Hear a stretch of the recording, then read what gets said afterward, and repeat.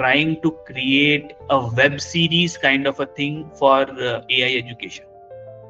Reinvent yourself every 5 years. Currently, now it cannot be the case that you learn a skill and then you basically earn for rest of your life based on that skill. Controlling them, then it becomes that he's the boss. I am just an employee. Why should I care? Any particular advice that you want to give our builders? Don't listen to anyone. Having a great team is the backbone of every successful ventures. But building those great team is never going to be easy. How you actually finding those people for your startups? And the most importantly, how you keep them energized towards the work. In today's episode of Builder Talk, I sat down with Nikhilesh Tayal, who is the founder and the CEO of AIML ETC, also who is the mentor at Google for a Startup and the Wadhwani Foundation as well. The startup also been recognized by the Government of Rajasthan for employment generation as well. In today's episode, we have discussed about how to actually build a great team, importance of the niche-oriented market, the fundamentals of marketing, and how the future of businesses looks like with the help of AI. If you're a builder, an entrepreneur, and someone who are curious to know about the business aspect, so this episode is only and only for you. So let's dive in it.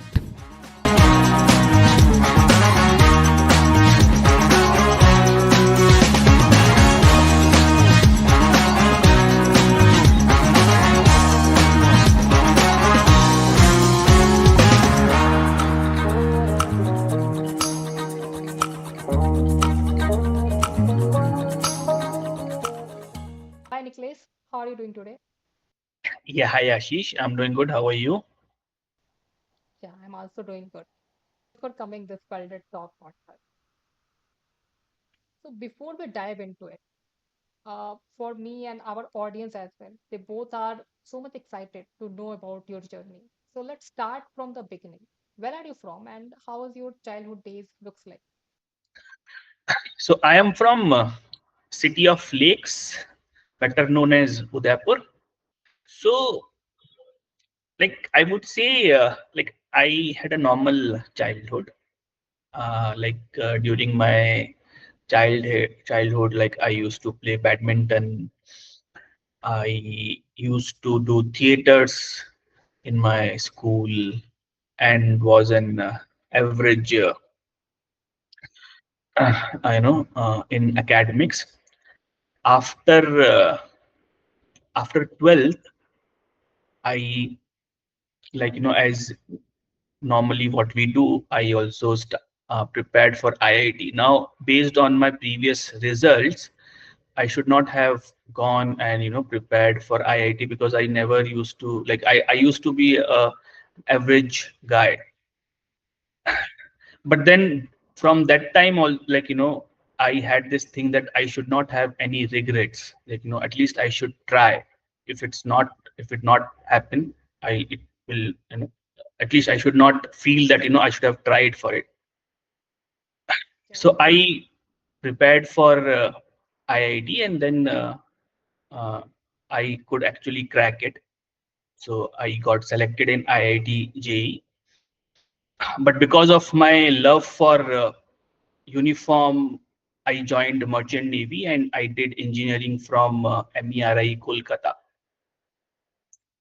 So that's what uh, was my college and my childhood days. good, good. So what kind of guy you was in your college? The the guy that you are right now, it's a kind to be one of the leading personality in the field of artificial intelligence. You are training so much people. So like in the college time, you are also like that people to teaching who loves teaching or what kind of guy that you was in college? And no, partly, yeah, partly I, yes. So two, three things that remained intact that, if starting from my, from childhood, if I found something interesting, I used to do it. And this is what I do. In terms of teaching, I never taught. In fact, my friends used to teach me to clear the exam. So I never thought that I'll teach. But as I said, somehow if I find something interesting, I try to do it and then once I do it, I try to excel in it. Interesting, interesting, interesting. When you are in your college day, so have you built any sort of project that involve AI, like so that you got passionate about the AI part? So where did that passion begin for the AI in case of your situation? So this so So I was a non-technical guy. I did not. So I was not into academics. I barely passed in engineering. After that, also so like for good part of my life, I was a non-technical person. I started learning AI 3 years back.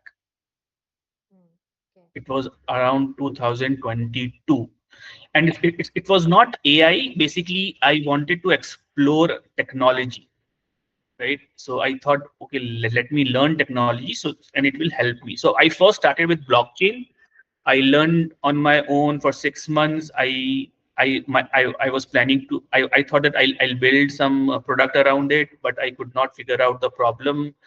So and then I thought, okay, let me explore AI ML as well. So I started learning it, and this was before ChatGPT. No hype around AI. So I started learning AI, and that time, so basically, I learned it, and then ChatGPT came. Everyone started talking about AI. My initial idea was that we'll build a product or tool around AI, but then few incident happened, and then I came into teaching, and I started enjoying it, so I continued it, and now we are actually building this a tech platform around this. You mentioned that before learning AI, you will start learning blockchain. So why not you thought to build a product around blockchain? Why you switch towards the AI part? So, my observation was that blockchain is a technology, and block is still evolving. Like it's in very nascent stage, right? So, and the idea is that, and at the same time, see, technology can solve thousands of problems, but you should also relate with that problem, right? So it's not that if even if technology can do so many stuff, you can start doing it. That problem has to appeal to you as well. So that's why, as I said, first I could not, I found blockchain as an underdeveloped technology first. Second, whatever problems it could solve, I could not able to relate with those problems. And then yeah, it was just that, because when I was learning, I was taking a course on a portal, and alongside blockchain, they had course on AI also. So just to shift, or just to have a break from blockchain, I started learning AI. That's how it started. But as we saw that in today's era, like there are two kind of AI. The very first AI is AI product, like which actually got funding and so many things. Second is AI buzzword. I mean, there's so many startups they actually using AI, but they are basically a wrapper of ChatGPT, right? So there are two impact. One is in the positive direction, another one is in the negative direction of AI. So, what do you think? Like this AI in today's era is a buzzword or is it an actual thing to go and build a product out of it? Both. So there is some utility, as well as there is a lot of hype. So you need to see through, and you need to identify, what are the actual capabilities. Mm. And in your case, Nikhilesh, why you choose edtech? I mean, we saw that like their application of AI in fintech and so many industries as well. But why you choose that? No, I have to teach this technology to the professionals.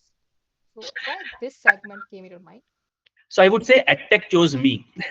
So Oh, as I said, like, I did not. So I never taught, and I never thought that I could teach, right? So what happened was that, when I was learning AI, or when I learned AI, I was figuring out stuff. So what I did, I posted couple of things on LinkedIn, and because of those things, like, one HOD from an engineering college, he approached me, and he said, why don't you take a guest lecture for our students on LLM? So it was like 2023, and LLMs was like the hottest topic that time. So for me, that was like a new experience. Like, I thought, okay, let me take this guest lecture. It would be a new experience for me, and that's where I first created that presentation. I gave that presentation, somehow those students liked the presentation and they referred me to their friends from different college. Now this was very strange to me, that people referring me for this thing. Then those people actually, took that they invited me for a guest lecture, and then I realized that okay, these guys are finding it interesting. I'm doing something good here. And then there is a college here in Udaipur, Gitanjali College. So they approached me that that they had 1 month semester break, and they said that we have heard about you, and can you teach our students for 1 month about on AI. And that's where I actually prepared 20 days course for these people, and then I delivered, and somehow these guys also liked it. So this was an accidental journey. And then I took a guest lecture for a community called Sparklehood. So Sparklehood is basically, they are trying to create a community of top 2% professionals. So they invited me, and then when I gave the presentation. Now this presentation was attended by lots of senior guys. Then they came to me, and then they said, okay, why we want to learn AI. How can we learn? So I gave them usual answers, like go to Coursera and all these, and take these courses. And but these guys said, no, like we already know about these courses, but these courses are not for us. And not one, not two, like 4 5 people told me this thing. So then I realized, okay, let me do my research. And when I actually, did some research, I figured out that, like, the existing courses are actually not meant for senior professionals. They are meant actually, they were designed keeping students in mind. But now, because these people also want to learn AI, and actually now I am also enjoying teaching, and I never knew that I can actually simplify concepts, but I could do that. So I thought, okay, this is somehow these things are aligning. So then I started teaching. Hmm. So it's So, not that one night I it's not that one morning I woke up and I said, okay, let me teach it. It was not like that. So series of event happened, and that's how I started doing this. so can we say that the accidental AI educator? What do you I say? yeah. That's the correct word. I'm an accidental teacher. Yeah, yeah. So like you Hmm. don't choose AI, AI actually choose you. AI education chose me, not specifically AI, but AI education chose me. Yeah. Bef- Hmm. So during the conversation, Nikhilesh, you have mentioned that your student told to you is that the courses on Coursera or some platforms like Udemy, so they are not for them. But like after that you did your research. In your research, like what you have found that what actually those courses is missing, so that people are complaining about that courses is actually not for them. See, the approach of a student and approach of a person who has 15 plus years of experience are completely different, right? Yeah, What they need yeah, to know is also completely different. mm, So right, first of all, the most of the courses are very long courses, like 6 months, 9 months, because students have time first. Now professionals, they don't have time now because they already have some knowledge, right? They have their expertise. They just want AI so that they can go and implement AI in their business or for their clients. So they can't afford to learn for 6 to 9 months, right? right, Most of the content is actually irrelevant for these guys. So essentially what I did, I instead of adding, I actually removed 80% of the stuff. So we kept it very short. So our course is very short, very relevant. Then when you start learning ML, there is a lot of maths involved, right? Partial differentiation, matrix multiplication, and your conditional probability. Now people who have 15 or 20 plus of experience, now they don't want to revisit that maths again, yeah, right, right? So we have removed that kind of thing as well. We solely focus on production, how to create, like the coding part and that thing. So and then obviously, and then we don't create any hype. We say what it is, right? We stay away from buzzwords. So that's what I. And then AI is evolving very fast. Right now these courses are outdated now, like so if you don't amend your course, like your course will become irrelevant in next 1 month.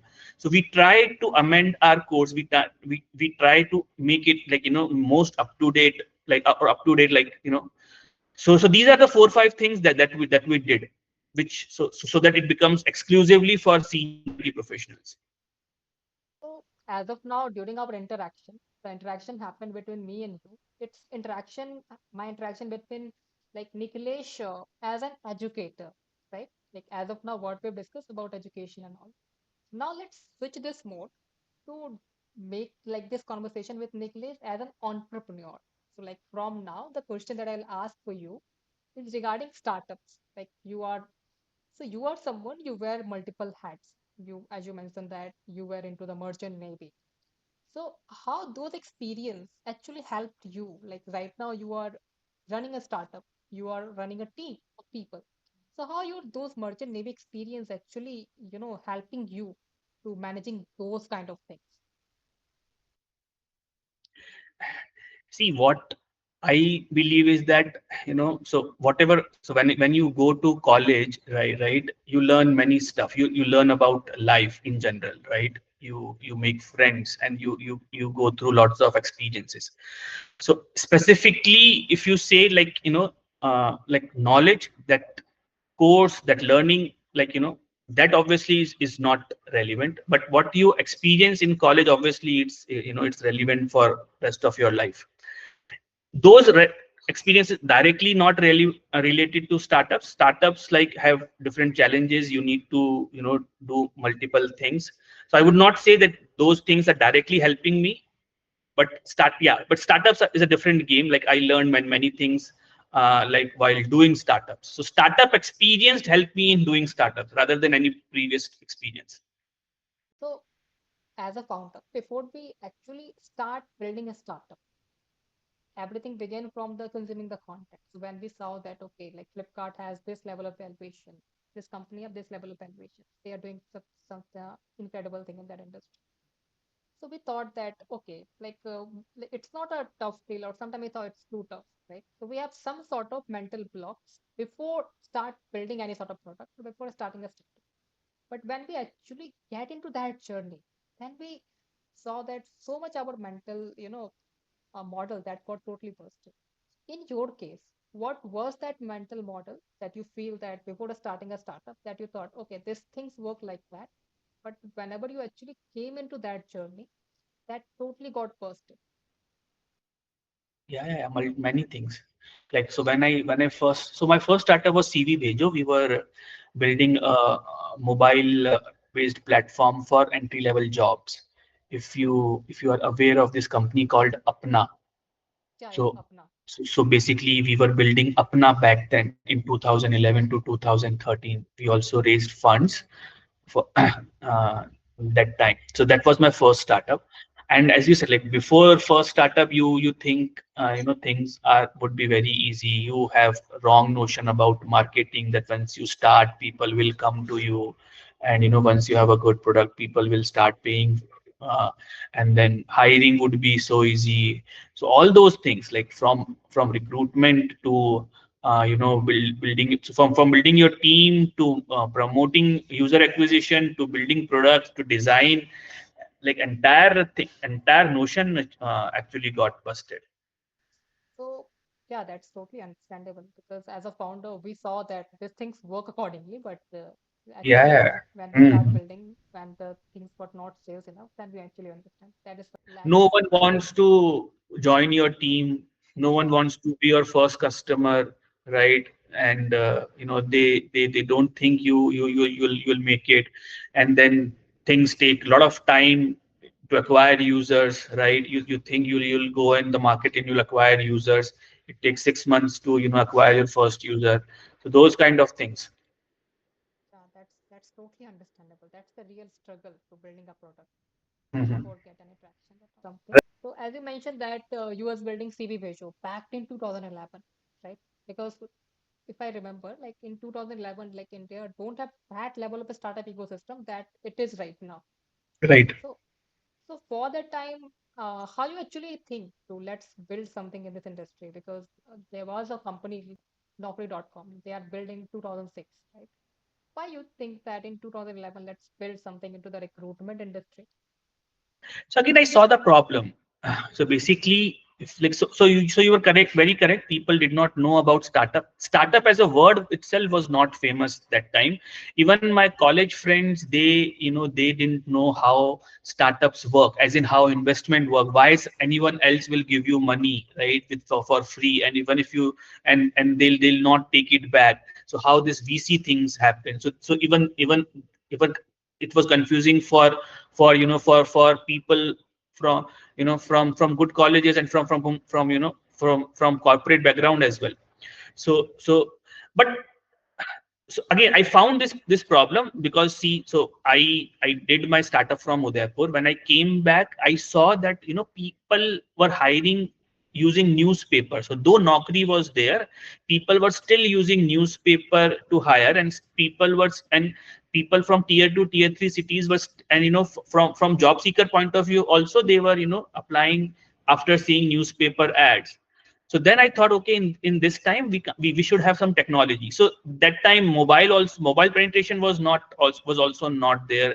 We did not have WhatsApp and all those kind of things. So we actually tried to create a very simple mobile based application, and we just wanted people to send few information to us. So we used to register, and then we used to send job alerts to them. So that's how it was. So we were not competing with Naukri. To answer your question, we were actually trying to complement Naukri back then, right? So if I could remember, like, they were Naukri used to claim that they had some 3 crore resumes that time. But now can you imagine, like, in a country with 120 crore population, only 3 crore people are looking for jobs. There are much more, right? There Absolutely. must be at least 30 crore people who are looking for jobs. So what about rest 27 crore? So we were trying to cater to those people instead of going after Naukri's target audience.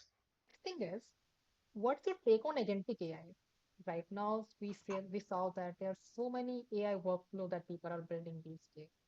Like just some of the AI agents just go to your email, check that they will able to book your client meeting. Some AI agent will be able to book the shoppings for you. Some do some different things. There are so many automated things happen due to AI agents, and we saw the tools like Raplet, like for building an app is much more easier game. I saw that one of the people they will be able to build an app in Bangalore traffic. So building an app is much more easier task with the help of AI. And not only that, like industry like singing, music, everything got affected.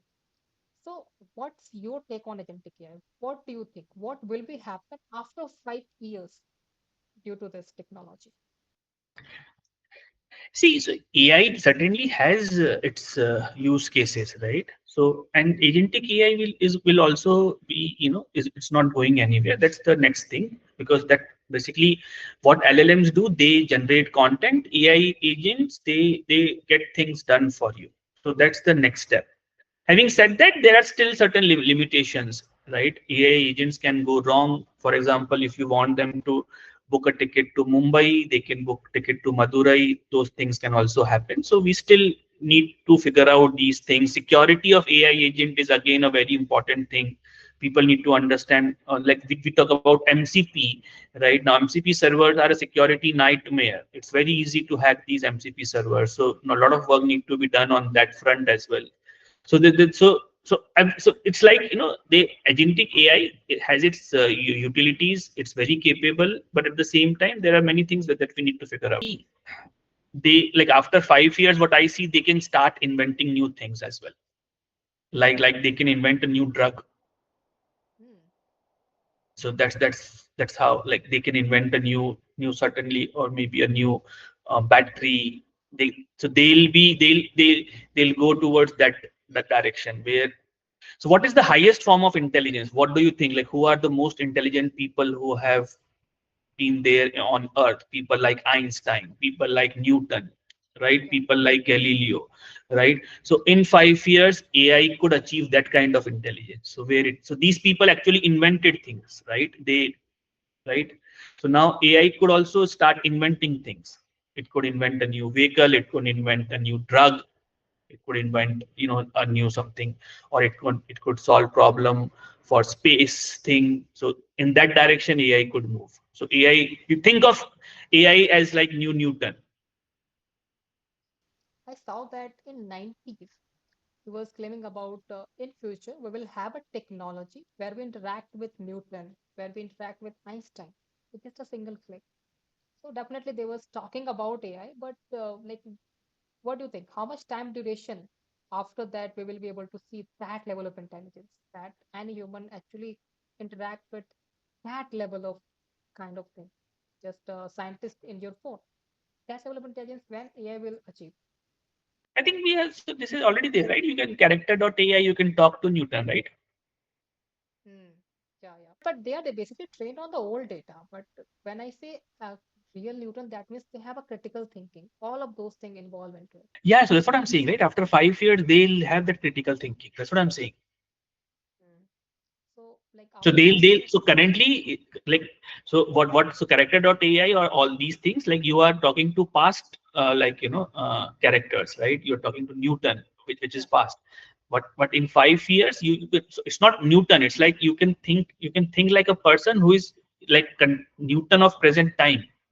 yeah, they have IQ of Newton level and Exactly. They have that IQ, or it's not IQ, but they have capabilities of Newton, 2030 kind of stuff. yeah, right, right. Hmm. So startup founders, you also run a team of people, right? Team building, people management. This is the core skill set of every startup founders. So when you was in your initial journey, when you actually started building your team as a founder, we all know that initially it's quite struggle thing for all of us. Like sometimes someone join your team, they will leave you. Like this kind of situation happen. So does it happen with you as well? Or if Yeah. yes, then how you actually face this problem? See, I would say hiring is a very difficult, you know, thing for a startup founder, Hmm, right? because no one, believes you, right? So if people are good, they must have, so they, multiple offers. If people are not good, they are not good enough for you as well. So how to find a person who is good and who wants to work with you? So I have a theory for this. So Go as a ahead. startup founder, we need to avoid these two kinds of mistakes. One is that hiring a false positive. So who is a false positive? A person who comes across as very likable, who, when you talk to that person, he or she, you find it, very. But when it comes to actual work, these guys will not work. So these are false positives, right? They look good in interview, but when it comes to actual execution, they don't work. So you have to avoid these kind of people.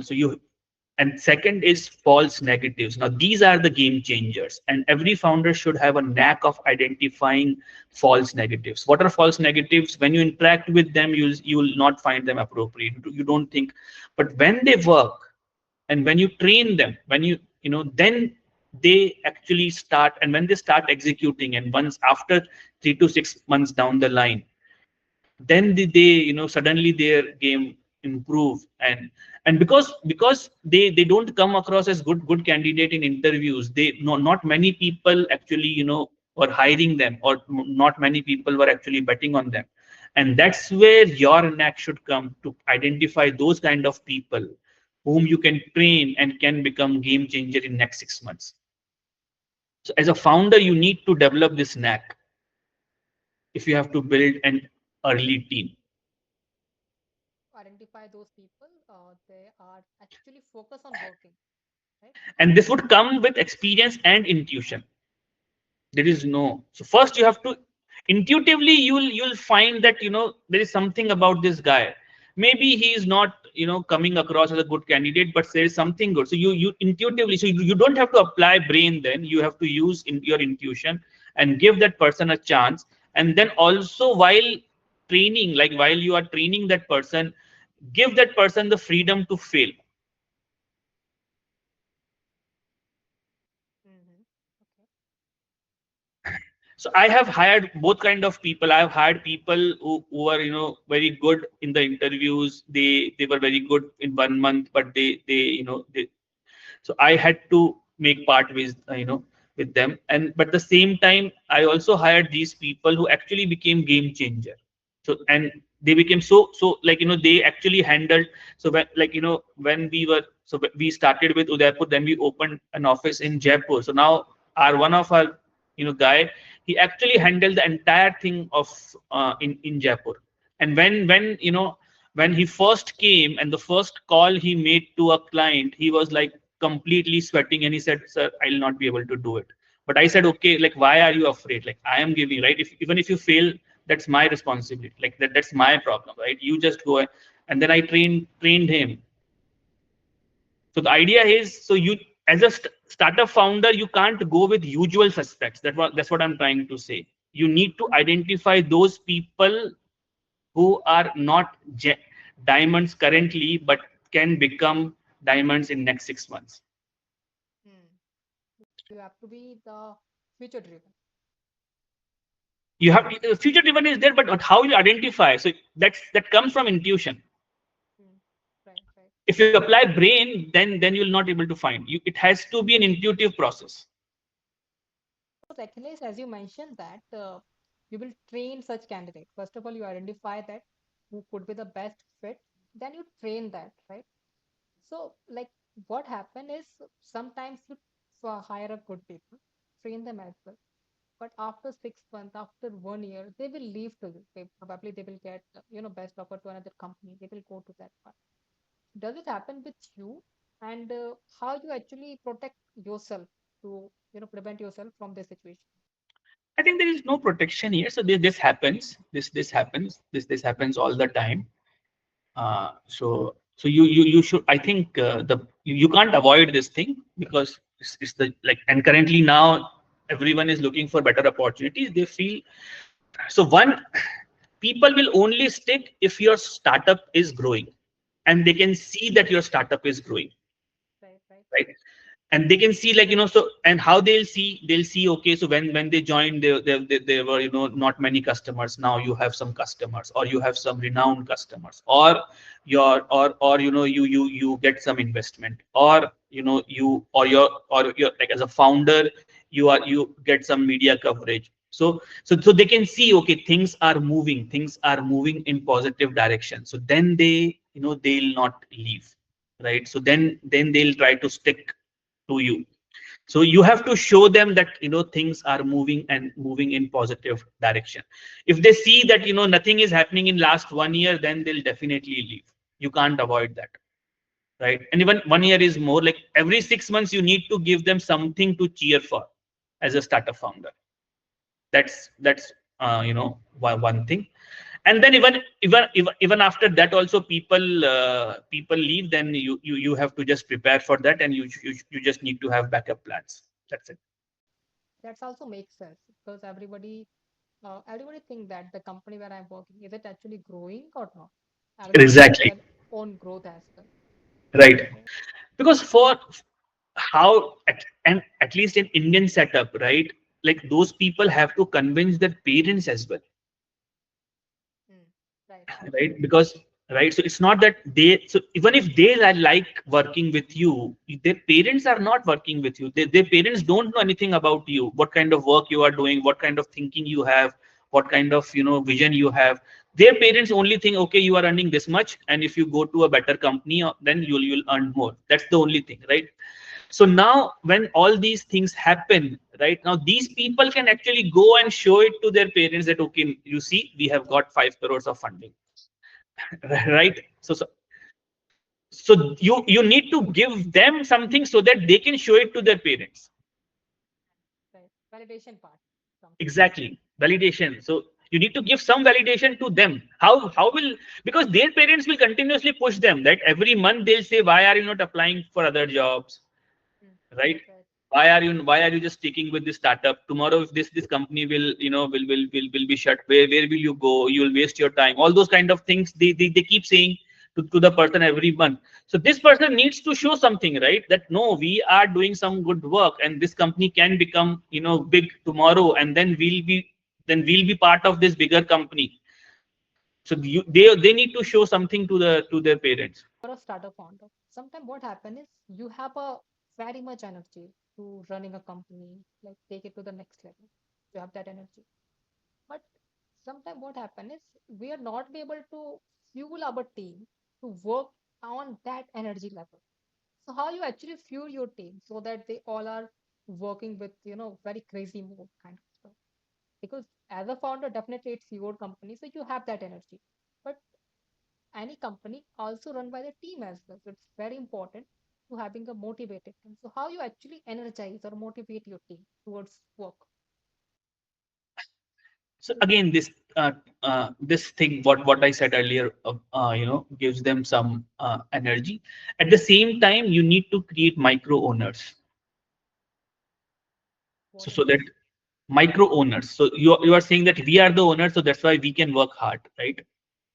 Right, right. So can you create micro owners, as in, so if you have a product team, can your, you know, can a person become an owner of that product?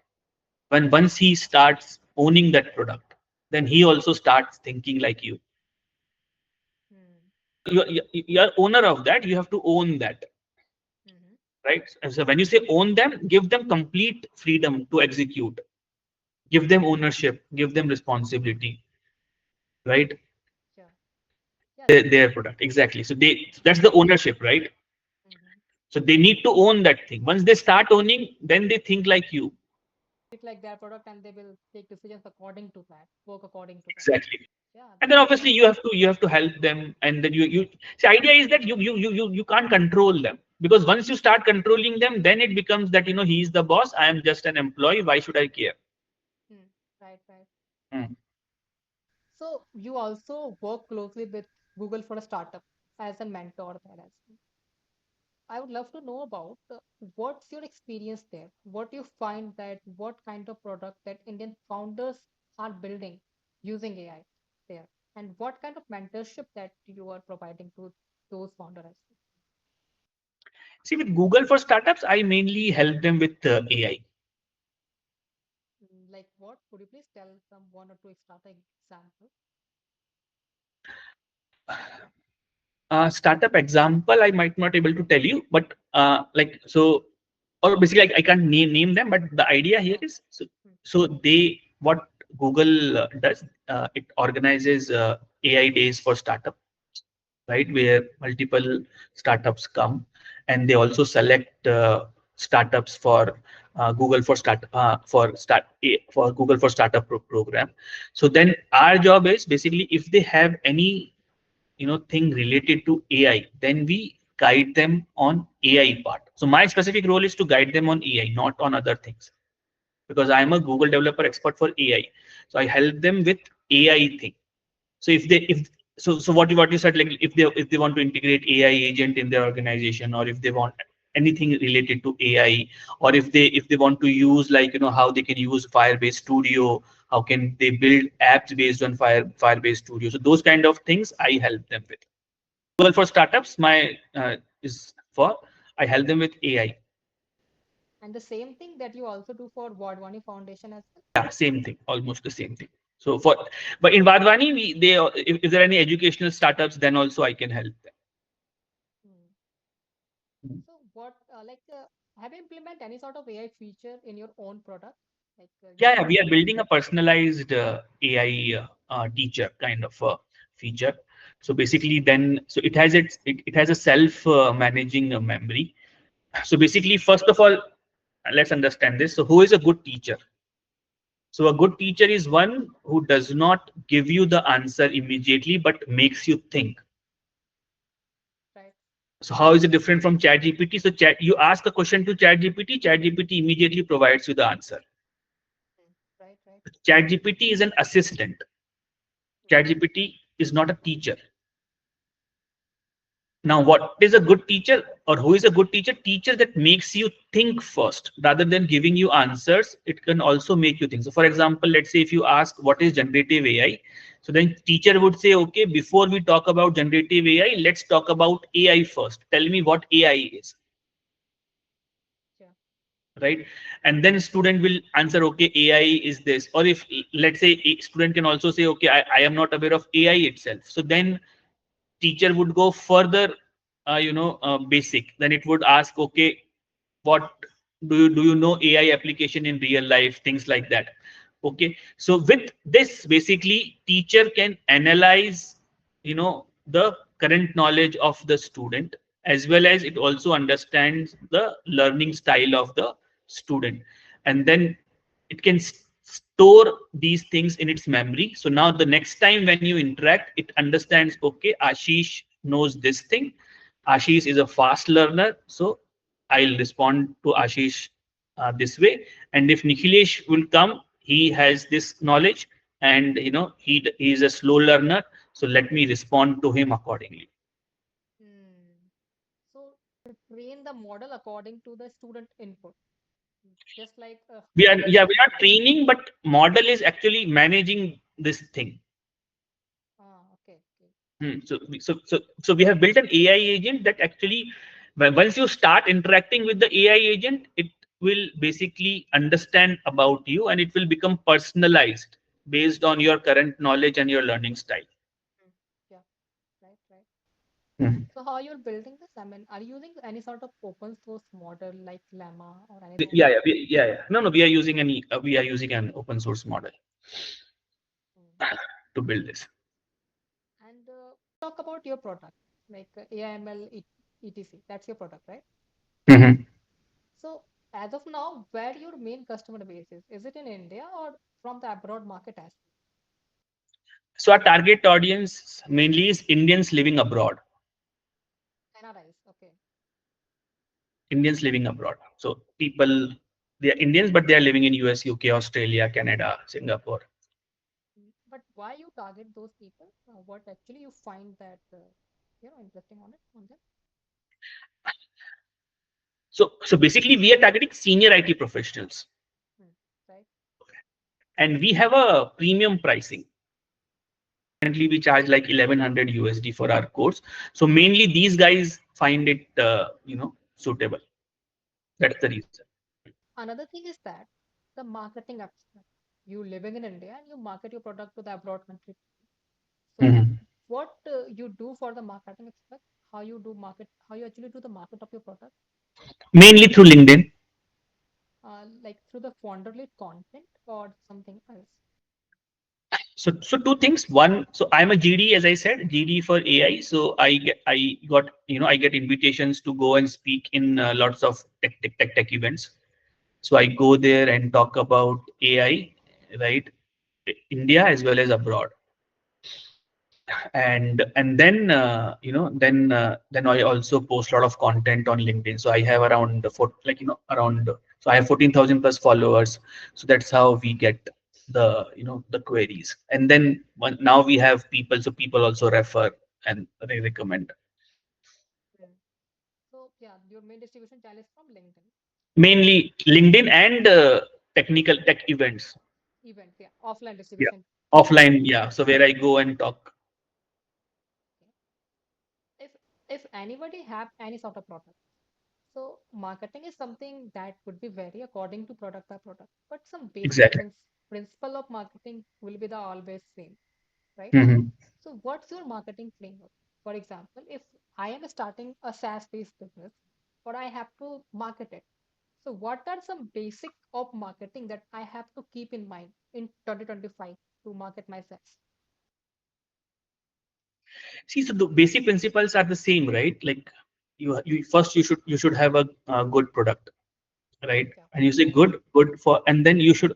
One common mistake when most of the startups do when it comes to marketing is that they try to sell everyone, Yeah. Right. because and it's a wrong notion, mostly driven by investors.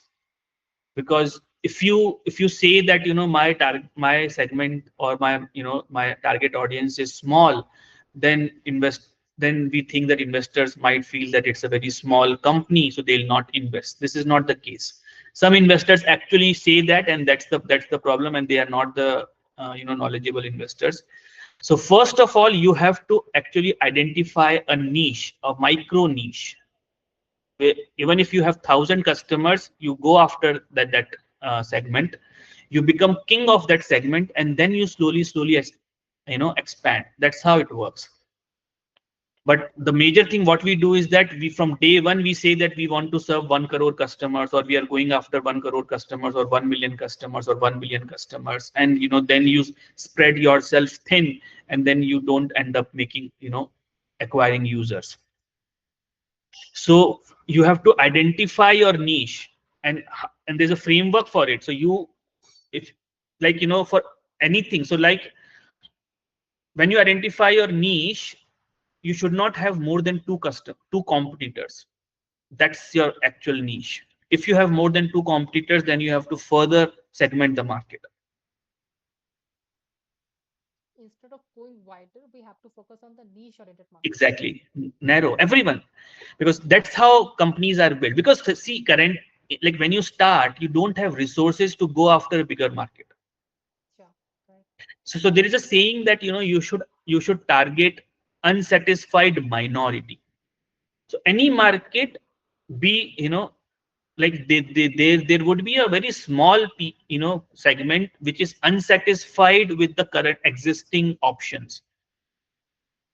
But that could be, but no one is catering them, because big players, for them, either they don't have the solution for them, or they don't care because they already have lots of customers. Now, because now when you start approaching them, and when you say that, hey, I have created a solution for you and exclusively for you, then they immediately, these people will start listening to you, and if they find the solution good, they'll start paying to you. Got it, got it.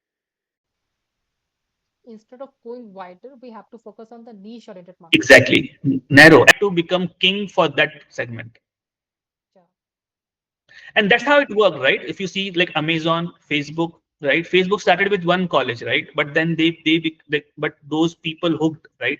They never targeted the whole world when Facebook came, right? They only targeted one college. It was only a for solution for that particular college. When they expanded, it was just for college students. But now, later on, you can do anything. Similarly, Amazon, they started just build for with selling books, books. Yeah, right? And that, so once they become king for in that book selling category, then they expanded. Now, if you ask, like when they started, how big is book selling market? How much money you can make by selling books online, or how much money you can make by creating a social network for a college? Those are very like nano market, right? Like nano niche kind of a thing. yeah, right. For the CB Deco, you have already raised fund. That was the thing in 2011. Like during that time, fundraising was not too common in India. That it is right now during the Shark Tank event. But for that time, you all guys will be able to raise the fund. So, what your framework to raise the fund, and what do you think that some mistakes that startup founder did in those days whenever they are trying to raise any sort of fund? Yeah, See, first of all, the mistakes are the same. Which the mistakes that people were doing earlier are the same which people are doing now. Nothing much has changed in that front. First of all, when it comes to funding, so we mostly talk about whether to raise funds or not, funding versus bootstrap. But the question is good funds versus bad funds, good funding versus bad funding. All money is not good money. So if good money which comes from good people at good terms, bad money which comes from bad people at bad terms. Good money can take you forward for next 2 years. Bad money can push you backwards for 6 years or maybe more, or it could completely destroy your morale, and you'll lose interest in entrepreneurship. That can also happen. So every money is not good money. This is the first thing that we need to, as an entrepreneur, we need to understand. Terms have to be good. The alignment, that the alignment of investor with our vision has to be there. So this is the common mistake, because we think that if someone is giving us the money, we should take it. That's the common mistake. It can actually destroy your career, I would say. Not only startup, it could destroy your career. Because see, it's not about maybe that's the, but the thing is that you lose faith in people and in investors if you come across a bad investor. So maybe you'll have such kind of bad experience that you'll think that all people are like this, and I can't build a company without taking money, so let me not build a company, let me just just keep distance from startups. This kind of things I have seen. Yeah. But what happened is now, right now we saw like in the buzzword kind of stuff, like we go to Twitter, we go to YouTube, we saw that this startup has raised this amount of money, this is doing IPO. So as a founder mind, people have, these kind of thinking, so we have to raise fund, we have to raise fund always.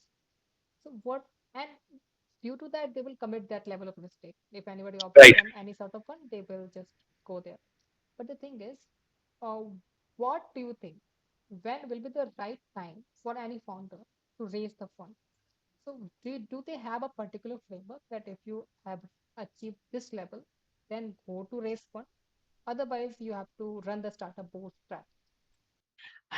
And no, you can raise funds from day one as well. I don't think there's any framework as such. Only thing is, my thing is, if a good person on good terms is giving you money, you can take it anytime. What that good terms and good person definition in context of any startup? Yeah. So good terms as in, let me tell you bad terms. So basically, what so we have an upside, we have a downside, right? So now as an entrepreneur, we always think about upside, that we'll build a $1 billion company. We are not thinking of our upside, that if we not be able to make it, then we'll be completely like broke, Yeah, right? So this is our downside. Now if an investor comes and he or she only thinks about the his downside, he's not thinking about the ups, he so for him, even if the company goes down, he'll take the money. So now the terms are that, if so let's say, so the terms are, let's say, if a company will be sold or will be closed, I'll get my money back. yeah, So let's say investor invests five crores. Now there could be three options. One, company got sold for 50 crores. So what investor is saying, I'll get my 5 crores back, yeah. and up Okay, from that 45 crore, now we'll split accordingly. So I'll get my five. So my downside is always covered. That's This is the case when even if company gets sold for 5 crores also. So now if company only gets sold for 5 crore, investor will say, give me my 5 crore, leave it. So you'll not get anything now. yeah, Are you getting? So this is one of the bad terms. And then there are multiple other things, tag along, and all those things are there, which, right? So which so and so at this, and then there are bad people who try to squeeze as much equity as they want in initial rounds as well. So I have seen people who want to invest 30 lakhs, 40 lakhs, and in return they want 30-40% of equity. equity. Now, Hmm. so they don't understand startups. They just come with that vulture mindset. Now these are not good people, because Red flag for startup. exactly, right? Yeah, yeah, So all these kind of things also happen when, but at the same time, so it's like, if there is no good time, I think, see, you can start raising from day one. Even if because investment and anything is iterative. When people see you doing, progressing, so on day one you can say, I am doing this, are you interested? People will say, oh, I don't know, we don't know you. So that's okay. After 6 months you make some progress, you again go to them and say, okay, in 6 months I have done this, now are you interested? They'll say, okay, no, no, no, no, I don't think you have made enough progress. Again after 6 months you go, then again after 6 months you go, and when you go, like when they see you for 2-3 years, and then they realize, okay, now this, so I know this guy from this, he has progressed from here to here. Now I think, let me hear what he is building now, yeah. right? So this can also happen. So there is no good time. Only thing is, So there is no bad time. There are only bad terms and bad intentions. Closely with Indian startup, right? So where do you think that Indian startup will be after 5 years? Like at what industry that people will using AI to making incredible products that we are not seeing right now? No, but forget about AI. Like Indian startups, like there are many good startups, and I think we'll have multiple kinds of, because in 2011, if you saw, there were startups only related to like web based startup, right? People Okay. were making for travel, recruitment, all those kind of things. Only web or basically mobile app based startup. Not much creativity, not. But now if you can see, there are like people are making all kinds of stuff. We have people from making good products, useful product, not just AI, useful products in agriculture, in manufacturing, all different kinds of possible solutions people are making. And in 5 years from now, people will make, I think they'll come with all kinds of possible solutions in agriculture, in education, in climate, and in health, in manufacturing. Yeah. So that is a company in US. I was saw that they basically did their marketing is stop hiring humans, right? That was their marketing agenda. You are someone to basically work closely with IT professionals, right? So many people are claim that like after 5 years or 10 years down the line, the jobs of IT professional has gone. So much things done by AI. So due to that, people get stressed about it. They switching I so know. many companies. But do you think so? Is it a really will be happen? No, no, nothing. See, every technology, what is the aim of technology? Aim of technology is to reduce human efforts Yeah, totally agree. from starting, not just AI, right? So if you okay, let's and so software engineers are the people who actually basically ate lots of jobs Hmm. Right. in 90s, right? Because all these traditional industries, they adopted software, and most of the traditional staff got laid off. So software professionals actually ate lots of people's jobs in Yeah. in last 20 years.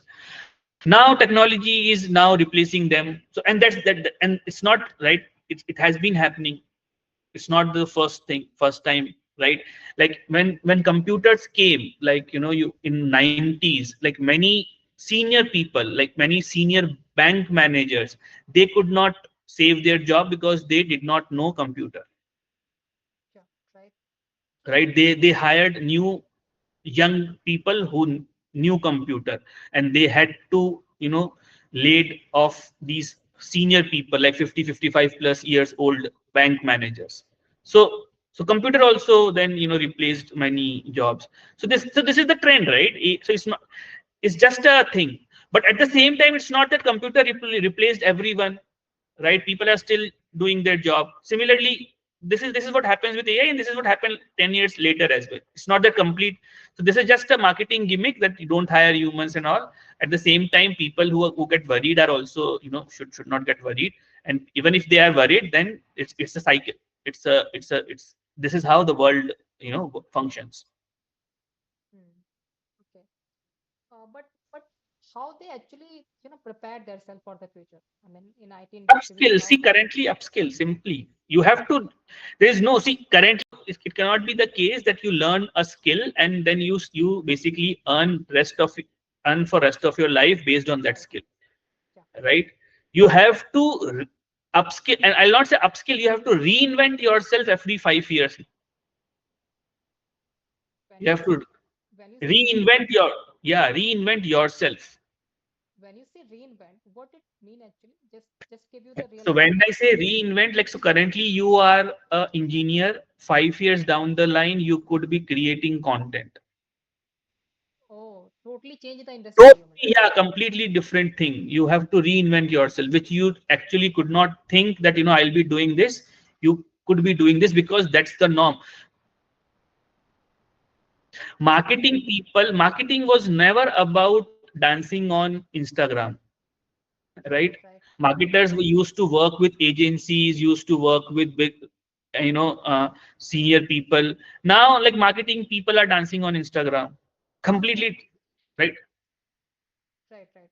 Hmm. Got the point. 2025. Anyone want to build any product, right? So what's your advice for them that these are the some key mistakes that you should avoid whenever you start building any sort of product?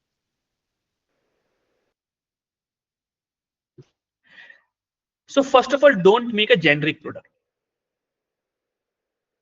For example, So don't say that, you know, I am making a product for 1 crore people. yeah, yeah. Identify your audience and create a product for that audience. So again, you're talking about the niche part, right? Niche part. So it starts from niche. It starts from your audience, and then build the product for them or a solution for them. Identify niche and start building solution for it. Yeah, which is good. Or if, even if you have build the product, then try to sell it to niche first. Hmm. Okay. You know, basically, you know, position it like this, that this is specifically for these people. Mm-hmm. Got it. Was reading about you, and I found one interesting thing that you also got award from the CM of Rajasthan as well. So, what was that moment? Our audience would love to know about that part. Yeah, so I got that award from ex chief minister, Mr. Gehlot. So, yeah, Yeah, so he had a keen eye for people who are working in three major sectors: education, health, and agriculture. yeah, and you're in education. Yeah, so I got this thing for my contribution in education. So Nikhilesh, like after talking with you, I realized that you are someone who have deep understanding of AI and so much, definitely you work so much in this industry and all. But what is your source of information? I mean, did you will you read any sort of books on the daily basis, consume any podcast? Where you actually got your knowledge? So multiple sources. I also follow a few people on YouTube. I also follow Andrew and G, right? Yeah, And then there are other blogs. There are other people on LinkedIn. I also follow a creator, Krish Nayak, on YouTube, yeah. and right. So like various sources, uh, from where I get the information, and then based on that, I keep myself updated. After 5 years, when you see your product, the product that you have right now, after 5 years, at what benchmark that you have set for your product that I have to do, I have to build it to the next level, I have to help with X number of people. So what it is for you? So actually, I have not set any benchmark and this thing. But the idea here is, see, what we are doing currently is, like, I don't know if you have seen our latest videos. We are trying to create a web series kind of a thing for AI education. Oh, interesting. And I'll maybe I'll share those links with you. Yeah, So basically, so the problem what we are trying to solve is, most of the educational currently is lecture based videos. What is lecture based videos? One person is talking and there are graphics around, right? yeah. If you go to any educational platform, you have the same kind of videos, right? So we thought, like, can we make it interactive, like in a web series kind of a format, right? So we are just at level one. We'll reach there, but this is the aim that we want to achieve. That can an AI educational series be launched at Netflix? Hmm, interesting. And like, does it cover all the things like LLMs, MCP, and all?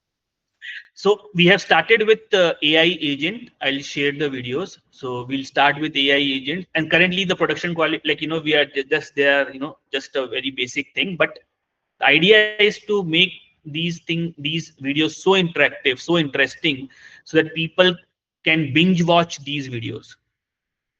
Interesting. So trying to add so much interesting angle into the education part. Yeah, humor, jokes, those kind of things. So once I share those videos, maybe you'll able to relate to it better. Yeah, Totally, I mean, if you will able to do that, now then that's totally game changer for education. that's what we are planning to do. Like, so that's actually, so consider a platform like Coursera, but replace all the content with that web series kind of a content. OTT for education. Think it Yeah, like that. that's the good name for that. Yeah. Yeah, that's awesome. That's awesome. Yeah, I would love to. I would really love to have a conversation with you. So much things that I have learned from your journey and the advice that I get from you. I'm damn sure that our builders will also learn so much things from you.